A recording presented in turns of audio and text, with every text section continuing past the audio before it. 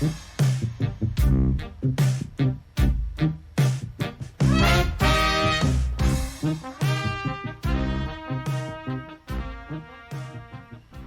everybody, and welcome to CIUT Radio live broadcast of the York Lions Toronto Varsity Blues 54th annual Red Blue Bowl game here from Varsity Stadium in downtown Toronto. Dana McKiel and Tom Gredis with all the action. Tommy will be joining us for the opening kickoff at 1 o'clock. Here in the pregame with Fraser Ruth, representative for the Caldwell Securities Ltd.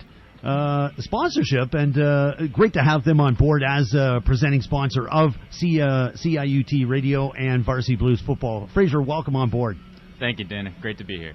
And just want to talk about this game coming up, the 54th annual Red Blue Bowl. What are your initial thoughts? Yeah, it's looking like a good game. Argo Cup on the line. U of T, they've won 3 in a row here. Thinking that they'll probably be able to make it 4 in a row. Weather is looking like it's going to hold up. We were expecting rain, but I think it might be open, be able to pass the ball, run the ball well. They ran really well last week, so looking forward to them, playing a bit of smash mouth football early on and seeing what they can do in the passing game later. Smash mouth football, wow. We haven't heard that term in a while, but very true. You've got a football background. You played high school football at Senator O'Connor in your high school days. Yeah, absolutely. I'm a local boy, grew up sort of East York Beaches, and went to high school in Senator O'Connor. For those who don't know, it's on the border of North York and Scarborough. And really the reason I went to Senator O'Connor was primarily because of the football program. I really wanted to play in high school, and the local teams weren't quite as high quality. It wasn't as much of a core part of the culture at the school. And so I chose to go to O'Connor to play football, and sure enough, we had some really good teams. If I can go into grade 9, we started out unbelievable. Right from the beginning of the year, we basically dominated our division, went undefeated, walked our way into the junior city championships, and I can remember very distinctly the feeling that I had in that pregame in grade 9. I'm 3 months into high school. I'm sure that we're about to win a city championship, and all I'm thinking about is how it's going to feel after the game when we win. Probably a little bit too confident, a little bit too much ego, and I'm sure you know where this is going. The game starts. We're up against Lawrence Park, and from the opening kickoff, we got dominated.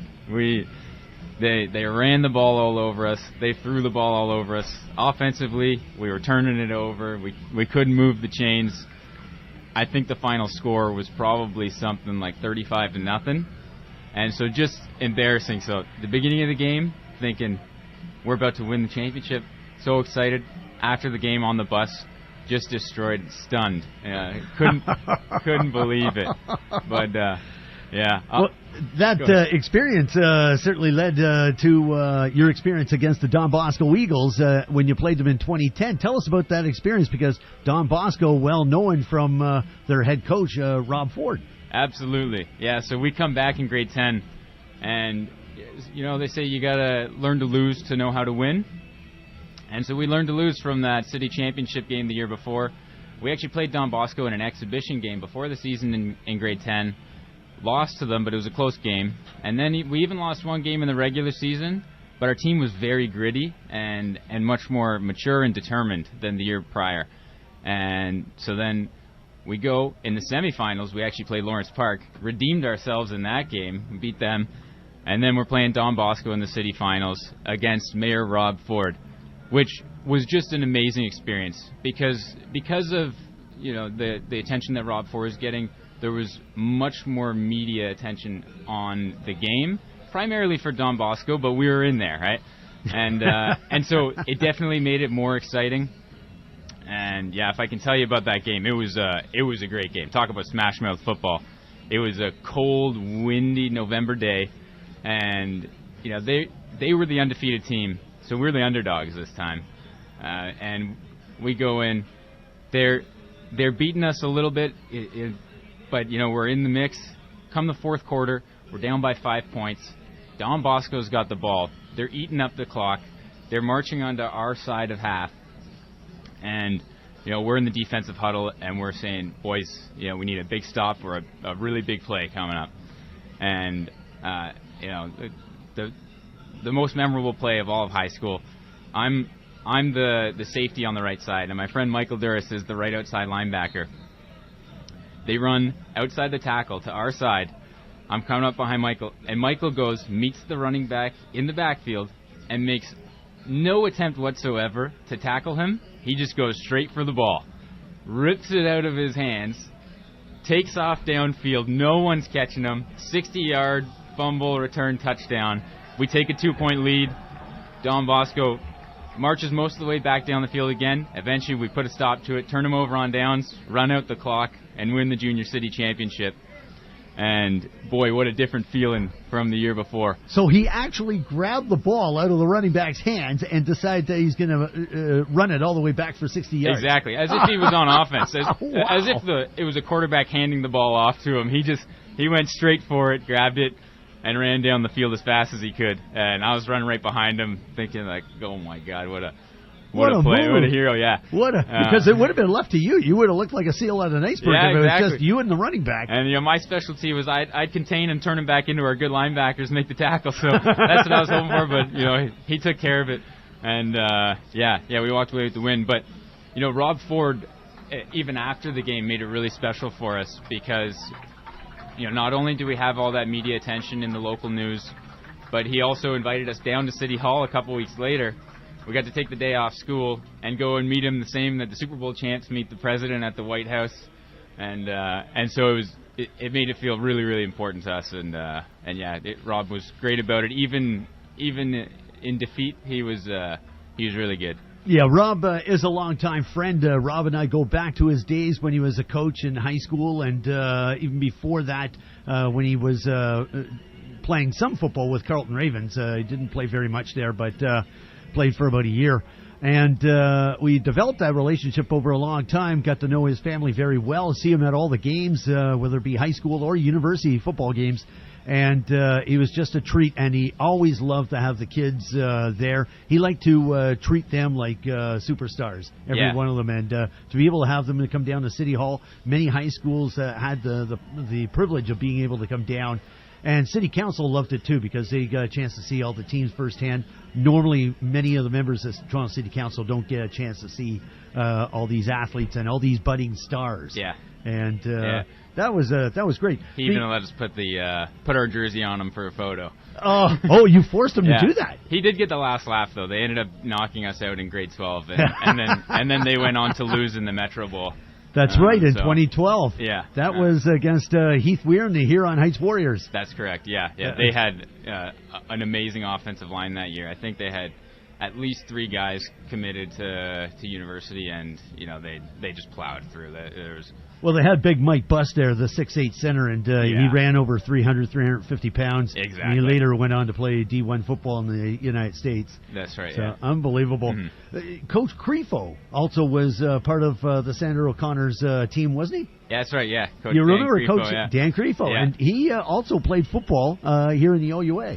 Yeah. Yeah, we had really good coaches. So Crefo and Caribs, they were our senior coaches. So Coach Noel Caribs, as you know, was a quarterback here at U of T in the late 90s, early 2000s. And he actually won the James A. Bennett Award for courage. And so, no surprise. Caribs is just a great example to young men. One of the most influential people in my life, for sure. Oh, yeah. I always say that, aside from my parents, the most influential adults that I had were my coaches, whether it was in hockey, rugby, football, whatever. The most important people to me growing up, and Caribs is really at or near the top of that list. He was here during the days of Steve Hallett as a head coach, and later Greg DeLaval. He was also a great multi-sport athlete. Oh, yeah. An all-around really good athlete. No question. And he's been absolutely solid for football and for high school sports here in Toronto. Yeah. You're looking at Susan Baker, who was the principal in 2010. She was one of Canada's outstanding principals by the Learning Partnership. And I was looking at that, and I'm going, holy mackerel, that is an outstanding award. But high school football, before it gets to the coaches, has to come to the principal. And the principals are so important to any successful high school football program in Canada. and Susan Baker being one of them. Yeah, actually, I'm really glad you highlighted Miss Baker because when I went to Senator O'Connor, you could tell right away that she had built an amazing culture at that school. And a lot of times principals, they bounce around a lot during school. They get short terms at one school and they move to another. Miss Baker was able to stay at O'Connor for I don't know how many years, but much longer than the average tenure. And you could see it from the teachers, the coaches, the students, so well respected all around. And really well deserved award for it. This is Dana McKiel and Fraser Ruth here on CIUT Radio 89.5 FM as we are in the pregame show of the 54th annual Red Blue Bowl game here at Varsity Stadium in downtown Toronto. And Fraser, you went on to University of Guelph, but you didn't play. How come? It's a good question. I'd say there was a number of reasons. I did look at playing. Actually, my high school coaches definitely wanted me to play. I would say, part of I was a good player in high school, but part of it was ability. I was sort of an in-between a linebacker and a defensive back. I was a bit skinny for a linebacker and a bit slow for a defensive back. So I'd say that was part of it. I did work out with the team a bit and looked at walking on, but it was a more difficult process. They weren't really letting freshmen just come and walk onto the team. So even though I did sort of try to do that, I would have had to be with the team, train all year for first year, and then come back in second year and actually try out because they weren't allowing walk-ons. You had to be scouted to get on the team. So me and a number of other guys were looking at going that route, but eventually none of us ended up doing so. And you were also focused on being able to go after a degree. You bet, yeah. That was the main focus, right? You're right. Studied accounting at Guelph, and learned a lot there. Accounting, I think, is a great degree to get. One of my idols, Warren Buffett, says that it is the most important thing to learn as the foundation of knowledge for investing, because it really is the language of finance is accounting. Right? If you can understand financial statements and things like that, then you can do very adequate research. Yeah, well, you've done an awful lot of adequate research to be where you are now as an investment advisor for Caldwell Securities Ltd. And certainly shout out to all the staff there. They've been absolutely outstanding. Elizabeth Nomofsky and Rick Wood, and we had Anthony Scafano last week on the show. Yeah, great. As I said to Elizabeth, you've got nothing but first-round draft picks working in your company. I'm glad you said that, Dana. We do have a really good team, a good culture there. Liz is terrific. She's got a ton of experience in media and things like this, so she's very supportive in that way. And as you know, Rick Wood is a massive football fan, especially local Canadian football. And he's been a coach his whole life. He actually played at the University of Guelph. Yes, he did. Yeah. Yeah, and I think Rick is, I must say, one of the main reasons that I chose to come to Caldwell. I interviewed around at other places, but Rick and I really connected partially over football. I remember my interview with him. We almost exclusively discussed football for the first 80% of it. Is that right? Yeah, and that's a hell of an interview. Yeah, it helps. But he brings the football coach mindset to being a manager in the office, and I think that's something that was very relatable to me. And the X's and O's and how to put together a strategy. Yeah, exactly, and just the process of doing all the little things right, and then the big things will come to you. Fantastic. And I picked that up the first time I met Rick as well, and we were sitting in the boardroom, and most of the time the talk was all about football experiences and playing at York or Guelph and coaching at York Memorial or playing high school football at York Memo and that sort of thing. I was amazed, actually, and what I thought was going to be a 15, 20-minute appointment turned out to be an hour and a half. I'm not surprised. It was just unbelievable. But Rick has got that personality. He's that guy that's right on the button. He knows what he's doing when it comes to putting together a winning game plan. Absolutely, yeah. And he's got the energy to execute it. So shout out to Rick. Let's talk about OUA football, CFL football, NFL football. Sure. Did you see that field goal last night with the Toronto Argonauts and the Hamilton Tiger Cats? Yeah. Unbelievable. Wow, and the field goal goes through with 30 seconds left on the clock, or not even that. It was like 9 seconds left, and the Ticats pull it out 31-30. Yeah, I know. That's tough tough loss for the Argos there. Holy mackerel! So you did see football. The result on that? Yeah, absolutely. Would you have done anything different? I don't know. I tried to block it. But it's tough, and it's tight going into the playoffs there too. Especially in the West, they've got really tight standings over there. So who knows who's going to end up in and who's going to get home field advantage. Although the Blue Bombers are looking hot right now. I think they got 5 wins in a row. Yep. And so Mike O'Shea's squad. Yeah. Doing quite well. Nick Hallett, who played here at University of Toronto and now in the lineup for the Winnipeg Blue Bombers.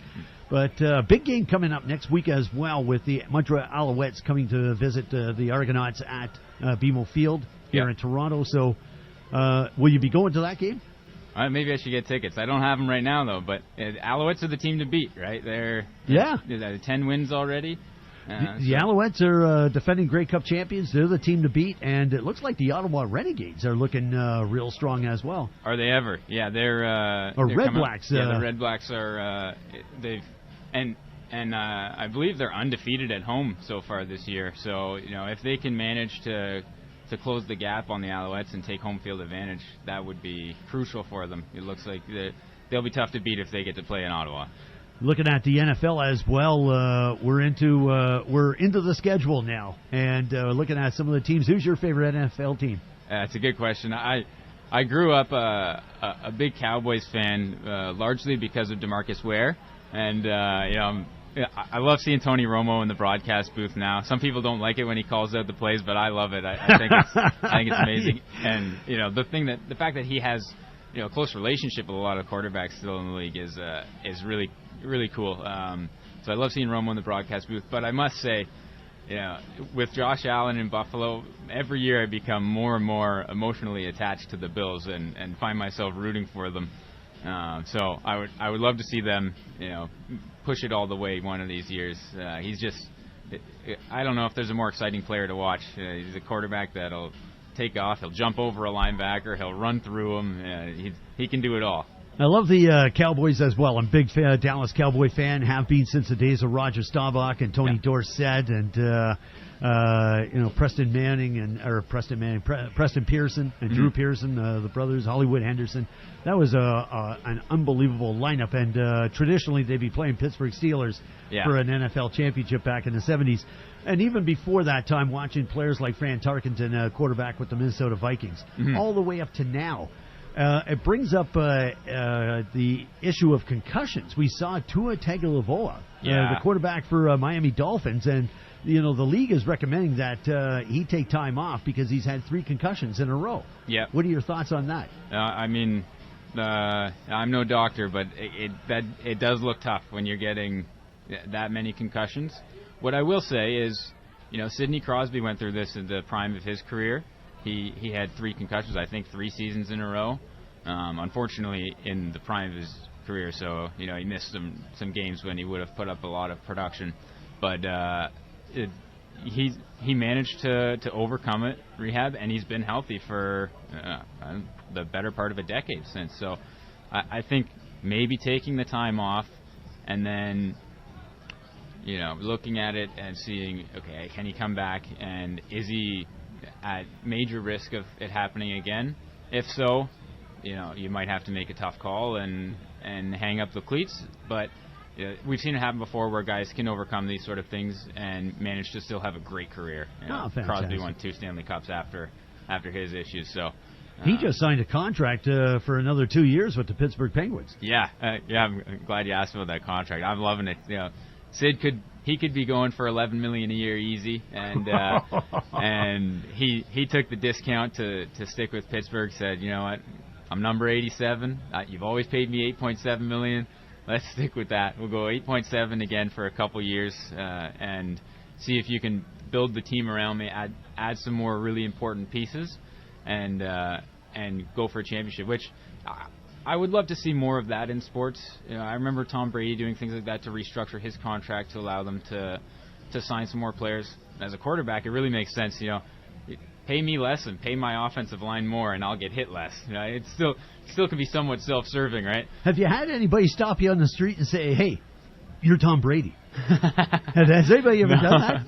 No, I get lookalikes sometimes, but I've never heard Tom Brady. Oh, boy. I wish. Yeah. You should play the role sometime. Yeah, if they put out a movie, I'll maybe audition. Yeah. Hey, talk about investment success and about ideas to investment success. We don't want to get into advice, but about success. What's your comments on that? Yeah, right. Advice needs to be tailored to the individual, but investment success, there are some general ideas that everybody should be thinking about and doing. Let's say the first one, starting early.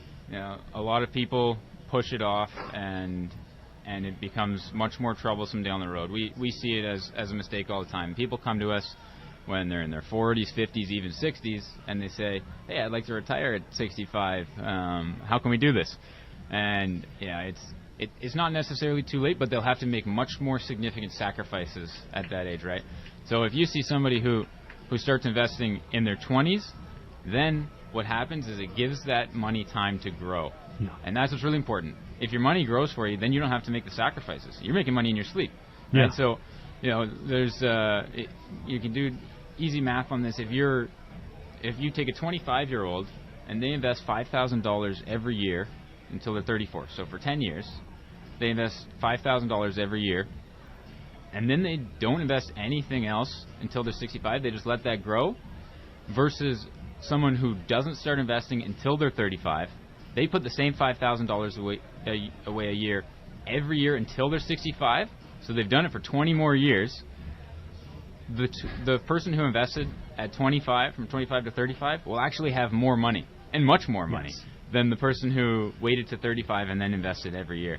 So starting early will make things very easy on you later on, and through basically the power of compounding. Albert Einstein said that it was the eighth wonder of the world, because it's almost impossible for our brains to compute compounding the way that money grows, especially after 20 years. You see charts where it's like a hockey stick.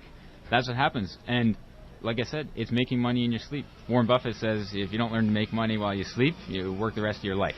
And so that's and how true. Yeah, exactly. We try to really instill that in our clients, and that's the beauty of having an investment advisor. Then we take that for you, we work for you, and you won't have to worry about it if you're disciplined and get going early and build good habits. Thoughts on the market and interest rates right now? Yeah, it's an interesting time. Interest rates are coming down. We saw the Fed did the big 50-point cut this week. It is hard to predict what will happen moving forward. If we're looking at clients that are investing for the long term, especially if you're investing in something like the stock market, it should always be for the long term, then I try to not get too worked up on these macroeconomic things. We try to buy good companies or good funds with a good process that we know will be around in 10, 20 years, because within that time frame, interest rates are going to go up and down and up and down and back and forth. So when you do something like that, you don't have to worry too much about it. There are some ways that you can try to play it, but it's more of a short-term move, and so that's not necessarily my typical strategy. So while it is interesting and it's good to watch and understand what's happening, I would say it's more impactful on something like mortgages and that than the investment side. So you're looking at it from a consistency standpoint, and that being the key to success. Yeah. We use that same analogy in sports here as well. Consistency is the key to success. We see that on the field. We see that with coaches and how they map out a game program, that sort of thing. Yeah, for sure. It's the consistency is a major part of it, and as you know, you don't really win games on Saturday. You got to execute on Saturdays, but it's the work you put in during the week, watching film, practicing, and the work you put in the off season in the weight room. That's how you win games on Saturday. And so it's the same thing with investing. You don't just retire at 65. It's a process that takes time. You never told us who you're taking in today's game, and I hope you say it's Varsity Blues. Yeah, you bet. Yeah, I think we're going Varsity Blues for the win today.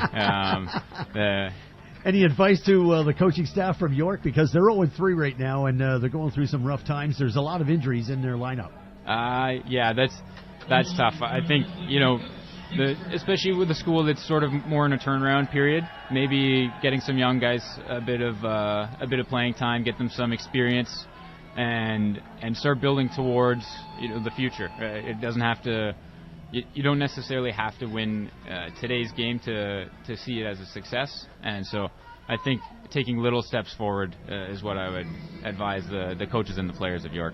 Well, Fraser, we really appreciate you being able to come on the show, the pregame show here for the 54th Red Blue Bowl game. And again, that's Fraser Ruth, investment advisor for Caldwell Securities Ltd. We're going to be back with the opening kickoff. This is CIUT Radio 89.5 FM. We'll be back in a few minutes. Thanks, Dan. Caldwell Securities Ltd. is regulated by the Canadian Investment Regulatory Organization and a member of the Canadian Investor Protection Fund. To learn how to invest or to choose the proper investment advisor for you at Caldwell Securities Ltd., please call 416-862-7755. Proudly student and listener-supported community radio. CIUT 89.5 FM, the sound of your city.